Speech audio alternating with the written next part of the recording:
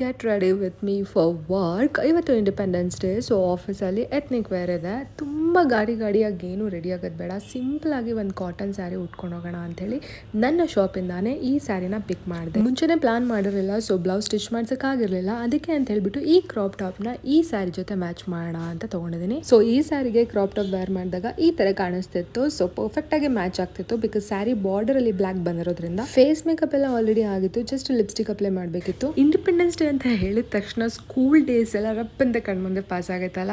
Complete ಇಡೀ ಕ್ಲಾಸೇ ಎಲ್ಲರೂ ಒಂದಲ್ಲ ಒಂದು ಆಕ್ಟಿವಿಟೀಸಲ್ಲಿ ತೊಡಗಿಸ್ಕೊತಾ ಇದ್ವಿ. ಡ್ಯಾನ್ಸ್ ಆಗಿರ್ಬೋದು, ಇಲ್ಲ ಪರೇಡಲ್ಲಿ ವಾಕ್ ಮಾಡೋದಿರ್ಬೋದು, ಇಲ್ಲ ಏನಾದರೂ ಸ್ಪೀಚ್ ಕೊಡೋದಿರ್ಬೋದು.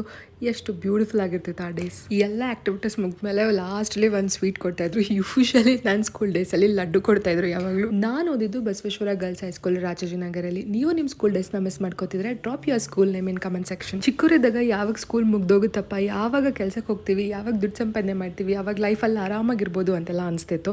ಬಟ್ ಈಗ I definitely want to go back to those days. ಆವಾಗ ಬರೀ ಸ್ಕೂಲು ಓದೋದು ಅನ್ನೋದು ಎರಡೇ ಟೆನ್ಷನ್ ಇರ್ತಿತ್ತು. ಬಟ್ ಇವಾಗ 1000 ಟೆನ್ಷನ್ ಗುರು. ಎವ್ರಿ ಇಯರ್ ಡೆಫಿನೆಟ್ ಆಗಿ ಸಂಬಳ ಜಾಸ್ತಿ ಆಗೇ ಆಗುತ್ತೆ. ಬಟ್ ಆದರೆ ಎಲ್ಲೋಗುತ್ತೆ, ಹೆಂಗೆ ಖರ್ಚಾಗುತ್ತೆ, ಯಾವ ಕಮಿಟ್ಮೆಂಟ್ ಎಕ್ಸ್ಟ್ರಾ ಆ್ಯಡ್ ಆಗುತ್ತೆ ಅನ್ನೋದು ಹೇಳಕ್ಕೆ ಆಗಲ್ಲ. This is my final look. ಯಾವ ಪ್ರಾಡಕ್ಟ್ಸ್ ಬಗ್ಗೆನೂ ಎಕ್ಸ್ಪ್ಲೇನ್ ಮಾಡಿಲ್ಲ. ಏನಾದರೂ ಇನ್ಫಾರ್ಮೇಷನ್ ಬೇಕಿದ್ರೆ DM ಮಾಡಿ. ಎಲ್ರಿಗೂ 78ನೇ ವರ್ಷದ ಸ್ವಾತಂತ್ರ್ಯ ದಿನಾಚರಣೆಯ ಶುಭಾಶಯಗಳು. See you in my next video.